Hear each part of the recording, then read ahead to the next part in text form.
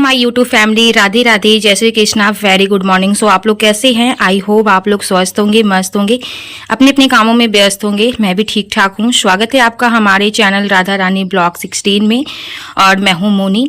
तो आज मैं सुबह जल्दी उठ गई हूँ और उठते के साथ ही मैं फ्रेश हो गई हूँ, नहा वाली हूँ और नहाने के बाद ही मैं किचन में आई हूँ। और ये जहाँ पे अपना मतलब ड्यूटी ज्वाइनिंग किया है ना, तो आज इनका पहला दिन है और मैं चाहती हूँ कि इनको टाइम से ये चले जाएं। तो इसी के लिए आज मैं थोड़ा जल्दी उठ गई हूँ। लगभग अभी बज रहे हैं 5 और मैं फटाफट सबसे पहले अपने लिए 1 कप चाय बना लूँगी। जब आप खुद अच्छे से रेडी हो जाते हो और चाय वाय पी के एकदम तैयार हो जाते हो ना, तो फिर काम करने में ना मन भी लगता है और अच्छा भी लगता है। तो यहाँ पे मैंने खुद के लिए नींबू वाली चाय बना ली है। तो चलिए फटाफट पहले चाय पी लेते हैं और चाय पीने के बाद थोड़ा बहुत हम लोग फ्रूट्स वगैरह खा लेते हैं, क्योंकि अभी टाइम बहुत है और इनका जो टाइमिंग है ना, तो इनको 8 बजे जाना है और वहाँ 9 बजे तक पहुँच जाना है। तो इसी के लिए 8 बजे तक नाश्ता और खाना दोनों रेडी कर देना है। तो फटाफट पहले मैं फ्रूट्स खुद के लिए काट लेती हूँ। तो मैंने 2 केला और मैंने 1 सेब लिया है। तो सेब को सबसे पहले मैं अच्छे से कटिंग कर लूँगी। अगर आप सेब को ना काट कर खाते हो ना, तो ज़्यादा अच्छा रहता है, क्योंकि जो बीच में जो बिया वगैरह रहता है ना, तो फिर खाने में नहीं बनता है।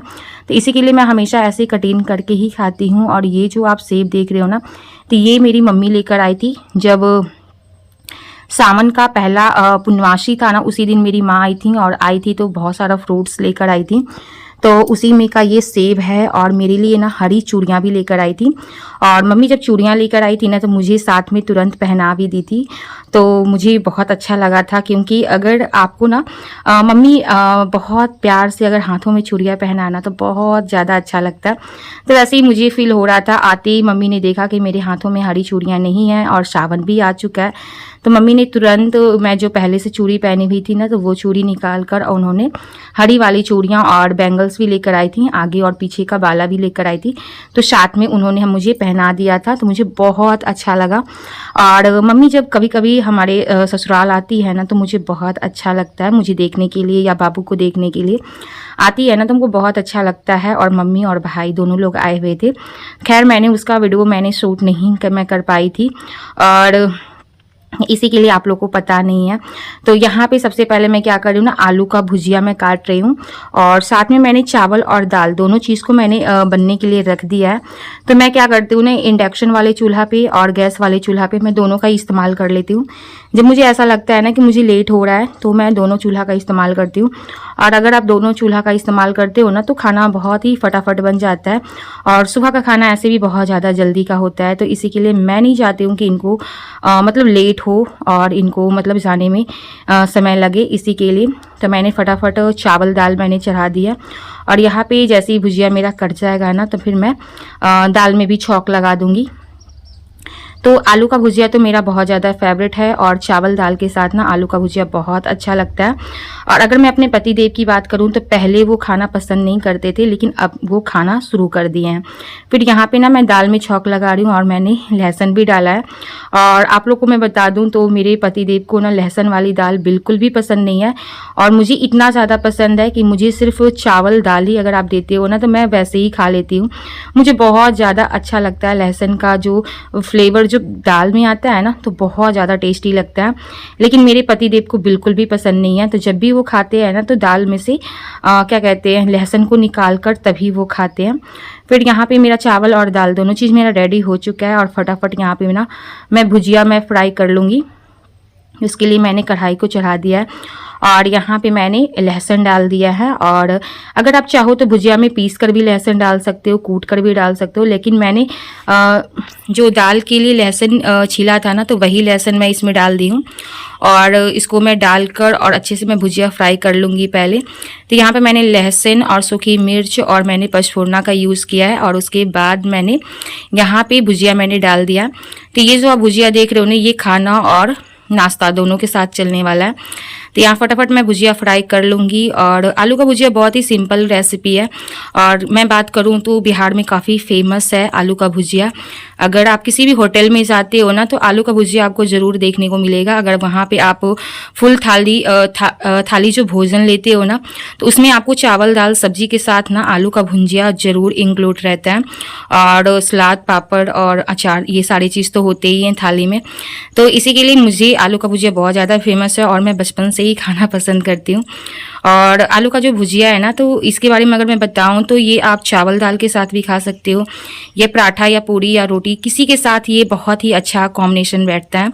और छोटे बच्चों को भी आप नाश्ता में ना, सुबह के टाइम में अगर आपके बच्चे छोटे बच्चे स्कूल जाते हैं तो आप इस तरीके से पराठा और भुजिया बनाकर दे सकते हो, बच्चों को बहुत ज़्यादा पसंद आती है। बहुत ही सिंपल भी होता है और बहुत टेस्टी भी लगता है। और देखा जाए तो आलू सभी को पसंद होता है, तो इसी के लिए तो यहाँ पे मेरा फटाफट भुजिया देखते देखते एकदम तैयार हो चुका है। तो यहाँ पे आप मेरा सुबह का नाश्ता देख सकते हैं। तो आज मैंने सुबह के नाश्ते में ना रोटी और मैंने दाल, भुजिया और आम वगैरह मैंने इंक्लूड किया है। फटाफट पहले मैं नाश्ता कर लूँगी और नाश्ता करने के बाद ही मैं घर के बाकी सारे कामों में लगूंगी। तो नाश्ता वगैरह करने के बाद सबसे पहले मैं अपने रूम में आ गई हूँ और सबसे पहले मैं रूम का ना बेड को सही करूँगी। सबसे ज़्यादा इम्पॉर्टेंट काम यही होता है मेरे कमरे में। और सबसे पहले अगर मैं बेड की अच्छे से सफाई कर लेती हूँ ना, तो फिर बाबू का कोई ठीक नहीं रहता है, कब वो आकर सो जाती है। और जब वो सो जाती है ना, तो फिर मुझे बेड की सफाई करने में बिल्कुल भी नहीं बनता है, क्योंकि जो छोटे बच्चे होते हैं ना, उनका जो नींद होता है ना काफ़ी हल्का होता है। अगर आप थोड़ा सा भी आवाज़ करते हो या उसको इधर से उधर करते हो ना, तो तुरंत उसकी आंख खुल जाती है। तो इसी वजह से सबसे पहले मैं बेड की सफाई कर लूँगी और उसके बाद मैं कोशिश करूँगी कि बाबू सो जाए। ऐसे तो वो जल्दी सोती नहीं है, जैसे जैसे वो बड़ी हो रही है ना, तो वो जल्दी सोती नहीं है। और जब वो बहुत ज़्यादा थक जाती है तभी जाकर वो सोती है। तो मुझे बेडशीट भी चेंज करना है, काफ़ी ज़्यादा गंदा हो गया है, तो देखते हैं कब मैं कर पाती हूँ। तो यहाँ पे मैंने छोटा वाला खिंदरा जो येलो वाला है मैंने वो बिछा दिया है। और बिछाने के बाद सारा तकिया मैं अच्छे से सेटल कर दूँगी। और करने के बाद और भी सारे जो बाकी काम है वो सारे काम मैं कर लूँगी। तो यहाँ पे अगर आप आराम से धीरे धीरे सारा काम कर लेते हो ना, तो सारे काम हो जाते हैं। और आपको पता है प्रेगनेंसी की हालत में अगर मैं थोड़ा सा भी ज़्यादा काम करती हूँ, मैं बहुत ज़्यादा थक जाती हूँ। लेकिन मैं कोशिश करती हूँ कि मैं काम भी करती हूँ और साथ में मैं आराम भी करती हूँ। ऐसा नहीं है कि मैं एक साथ में काम करती हूँ, वैसा मैं कभी नहीं करती हूँ। जब मैं नाश्ता की थी ना, तो नाश्ता करने के बाद मैंने दवा खा लिया था और दवा खा के मैंने थोड़ा सा रेस्ट किया था। फिर उसके बाद ही मैं बेड की सफाई की हूँ, क्योंकि एक साथ ना मुझे सारा काम नहीं हो पाता और इस हालत में तो बिल्कुल भी नहीं होता है। फिर यहाँ पे फटाफट मैं रूम में झाड़ू और पोछा मैं दोनों कर लूँगी। और आज मैं जो पोछा मारूंगी ना, तो क्या करूँगी, मैं स्टिक वाला पोछा मैं यूज़ कर लूँगी, क्योंकि आज मैं ऑलरेडी मैं नहा चुकी हूँ और नहाने के बाद ना बैठ के पोछा मारना बिल्कुल भी अच्छा नहीं लगता है। और ऐसे लगता है कि जब मैं बैठ के पोछा मारती हूँ तो ऐसा लगता है कि फिर से मैं नहा लूँ, क्योंकि फिर मन ही नहीं भरता है। और अगर आप स्टिक वाला से पोछा मारते हो ना, तो फिर ऐसा कोई दिक्कत नहीं होता है कि आपको नहाना ज़रूरी है या नहीं भी ज़रूरी है। तो ये कोई ज़रूरी नहीं होता है। तो इसी के लिए मैं आज स्टिक वाला का यूज़ कर लूँगी, क्योंकि मैं ऑलरेडी नहा चुकी हूँ। तो जब भी मैं नहाकर काम करती हूँ ना, तो ऐसा ही मैं करती हूँ, मैं स्टिक वाला का यूज़ करती हूँ। और अगर मैं नहाने के पहले पोछा मारती हूँ ना, तो मैं बैठ के पोछा मार लेती हूँ, उसमें कोई दिक्कत होता नहीं है। और ऐसे भी प्रेगनेंसी के हालत में बैठ के पोछा मारना चाहिए। उससे क्या होता है, बच्चे का मूवमेंट वगैरह बहुत अच्छे से होता है, बच्चे का विकास अच्छा होता है, आपका भी बॉडी अच्छा होता है। और ऐसा नहीं है कि मुझे नॉर्मल डिलीवरी होगा। आप लोगों को पता है मेरी जो बेटी है राधा रानी, उसका सेक्शन सी हुआ है, तो जाहिर सी बात है मेरा सेकंड बेबी भी सेक्शन सी ही होगा। तो इसमें पोछा मारना या ना मारना कोई मेरे फ़ायदे वाली चीज़ है नहीं। लेकिन हाँ, आप अपने सेहत के लिए इतना तो कर सकते हो। ऐसा नहीं कि नॉर्मल डिलीवरी के लिए ही काम किया जाता है, आप अपने अच्छे सेहत के लिए भी काम करते हो। और जितना ज़्यादा आप अगर एक्टिव रहते हो ना, और जितना ज़्यादा आप अगर काम करते हो ना, तो उतना ही आपका बॉडी बहुत ही अच्छा रहता है और समय के अनुसार बहुत ही अच्छे से सब कुछ चलता है। और ऐसे घर का काम हम लोग नहीं करेंगे तो फिर आप किसी पे नहीं थोप सकते हो अपना काम, क्योंकि आपका काम है तो फिर आपको करना ही पड़ेगा। फिर उसके बाद मेरा रूम का काम सारा कंप्लीट हो गया था। और उसके बाद ना बहुत तेज़ बारिश हो रही थी। आज बारिश ना सुबह से ही हो रही है, सुबह से ही जब से ये ड्यूटी गया है ना, फिर वो वहाँ पहुँच गया। उसके बाद एकदम बारिश रिमझिम बारिश एकदम स्टार्ट हो गई है। तो मैंने क्या किया ना, मैं छत पे गई हूँ और छत पे जाके मैंने थोड़ा बहुत जो कपड़ा था वो मैं नीचे लेकर आई हूँ। और लाने के बाद मैंने बाथरूम में सारे कपड़े धो लिए हैं और धोकर मैं यहाँ ना रूम में जो टंगना बना हुआ है मैं यहाँ पे सारे कपड़े मैं रूम में ही डाल दूंगी, ताकि ये पंखा की हवा से ना धीरे धीरे जो भी थोड़ा बहुत सूख जाए। क्योंकि छोटी सी बेटी है और उसको मतलब कपड़ों की तो दिक्कत नहीं होती है, लेकिन हाँ पैंट्स वगैरह की दिक्कत हो जाती है। क्योंकि बाबू हर 5 मिनट या 10 मिनट पे वो टॉयलेट करती है और उसका पैंट भीगना ही भीगना रहता है। और आप लोगों को पता है मैं हगीज बहुत कम मैं यूज़ करती हूँ, बहुत ही रियल होता है तभी मैं करती हूँ, या इसे कहीं जाना रहता है तभी मैं यूज़ करती हूँ, वरना मैं हगीज यूज़ करना बिल्कुल भी पसंद नहीं करती। उससे क्या होता है ना, बच्चों को बहुत प्रॉब्लम होती है, इचिंग की प्रॉब्लम हो जाती है और स्किन भी वहाँ पे थोड़ा डैमेज हो जाता है। इसी के लिए मैं यूज़ करना प्रेफर नहीं करती हूँ। और जितनी भी मॉम अपने बच्चों के लिए हगीज यूज़ करते हैं ना, तो वो अपने आराम के लिए करते हैं। मैं यही कहना चाहूँगी, उन्हें ऐसा लगता है कि मैं हगीज यूज़ करूँगी तो मुझे ज़्यादा मेहनत करने की ज़रूरत नहीं पड़ेगी। लेकिन आप अपने आराम ना देखकर बच्चों का आराम देखें, क्योंकि उन्हें क्या ज़रूरी है वो चीज़ आप ज़रूर देखें। फिर यहाँ पे ना मैं खाना क्या कहते हैं कपड़ों पे डालने के बाद फिर मैं किचन में आ गई थी। और कल शाम में जो मैं दूध लेकर आई हूँ ना, तो मैंने वो दूध को गर्म नहीं किया था, मैंने वैसे ही फ्रीज में मैं डाल के छोड़ दी थी। तो यहाँ पे अभी मैं बैठी हुई थी आराम से, कोई काम नहीं था, तो फिर हमने सोचा कि ना मैं दूध को गर्म कर लूँ। और मैंने जब फ्रीज में दूध को रखा था ना, तो दूध पे इतना अच्छा खासा मलाई जम गया था कि मैं क्या बताऊँ। जो गांव की दूध होती है ना, वो बहुत दूध अच्छा होता है। फिर दूध चढ़ाने के बाद मैं यहाँ ना अपना लंच थाली आप मेरा देख सकते हो, बहुत ही सिंपल है, चावल दाल भुजिया और मैंने उसके साथ मैंने सैलेड भी ले लिया। और यहाँ पे मेरे दूध भी गर्म हो रहा है। फिर सारा काम करने के बाद ये शाम की वीडियो है। और शाम के टाइम में ना काफ़ी टाइम से मैं बिस्किट रखी हुई थी बाबू का, ये भी इसकी नानी ने लेकर आई थी।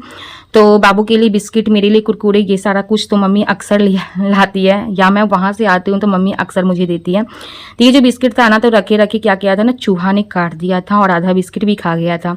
तो फिर मैंने सोचा क्यों ना मैं इसको डब्बे में अच्छे से सिक्योर करके रख दूँ, क्योंकि चूहे ने खा लिया था ना, तो फिर उसके बाद बिस्किट क्या होते हैं ना, सॉफ्ट और मुलायम हो जाते हैं। क्योंकि अगर एक बार पैकेट फट जाता है ना, तो फिर उसमें चींटी भी लगने की दिक्कत हो जाती है, और प्लस में बिस्किट भी ना वो क्रंची नहीं रहते हैं। तो मैंने डब्बे में अच्छे से स्टोर करके रख दिया था। और यहाँ पे ये जो आप देख रहे हो ना, तो ये है अमरा, और ये ना 2-3 दिन पहले मेरे हस्बैंड ना छत पर से तोड़े थे। आप लोग को पता है मेरे घर के पीछे ना अमरा का पेड़ है, और वहाँ से ही ये अमरा तोड़े हैं। बहुत ही छोटे छोटे और बहुत ही अच्छे थे। ये मार्केट के कंपेयर में देखा जाए ना, तो अमरा बहुत ही अच्छा है। अगर आप मार्केट से लेने जाते हो ना, तो बहुत बड़ा बड़ा अमरा मिलता है, लेकिन ये जो अमरा था ना, एकदम छोटे छोटे से थे। और इसको ना फ्राई करके जब आप चावल दाल के साथ खाते हो ना, तो बहुत अच्छे लगते हैं। तो मैंने सारा अमरा को काट कर धो लिया था, और यहाँ पे मैं इसको फ्राई कर लूँगी। तो यहाँ पे मैंने 2 चम्मच के करीब मैंने तेल डाला है, और तेल में ही मैं क्या करूँगी ना, नमक और थोड़ा सा मैं हल्दी और मिर्चा पाउडर में डाल दूँगी।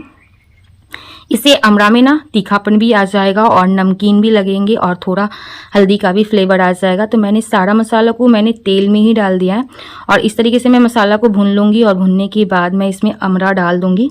तो अमरा को आप 2-3 तरीके की रेसिपी जैसा बना सकते हो। बहुत लोग अमरा का सब्जी भी बनाते हैं, और इस तरीके से भी फ्राई करके खाते हैं, और बहुत लोग इसका अचार भी बनाते हैं। तो अमरे का अगर अचार आप बनाते हो ना, तो काफ़ी लंबे टाइम तक आप उसे स्टोर करके खा सकते हो, और काफ़ी ज़्यादा अच्छा भी लगता है अमरे का अचार। तो मैं तो बस ऐसे ही इसको फ्राई कर रही हूँ, और ऐसे ही फ्राई करके मैं इसको चावल दाल या आप रोटी के साथ भी इसे यूज़ कर सकते हो।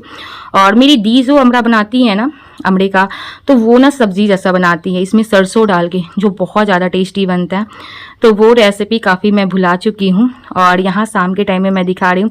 शाम के भी टाइम में ना बहुत ज़्यादा बारिश हो रही थी, और इनका आने का भी वक्त हो गया था। तो मेरा थोड़ा मन घबराने लगता है जब इनका आने का टाइमिंग होता है और बारिश होती है ना, तो मैं थोड़ा टेंशन में आ जाती हूँ। क्योंकि हमारे जो पति देव है ना, वो साइकिल से जाया करते हैं अपने काम पे, ड्यूटी पे, तो इसलिए थोड़ा सा मुझे टेंशन हो जाता है। और आपको पता है बारिश के टाइम में साइकिल चलाना थोड़ा सा मुश्किल हो जाता है। फिर ये आ गए थे, और आने के बाद मैं गर्मा गर्म ना सत्तू वाला पराठा मैं बना रही हूँ, और गर्मा गर्म मैं बना भी रही हूँ, और साथ में मैं इनको खिला भी रही हूँ। तो यही था हमारा आज का वीडियो। उम्मीद करती हूँ कि आप लोगों को हमारी वीडियो पसंद आती होगी। और अगर आप लोगों को हमारी वीडियो पसंद आती है, तो आप लोगों को पता है क्या करना है, चैनल को सब्सक्राइब करना है, वीडियो को लाइक करना है। तो चलिए, मैं हूँ मोनी, मैं मिलती हूँ आपसे अगले वीडियो में। Till then bye bye, I love you and take care. तो चलिए, आप लोग स्वस्थ रहिए, मस्त रहिए, मैं भी बहुत अच्छी हूँ। मिलती हूँ मैं आपसे अगले व्लॉग में। बाय।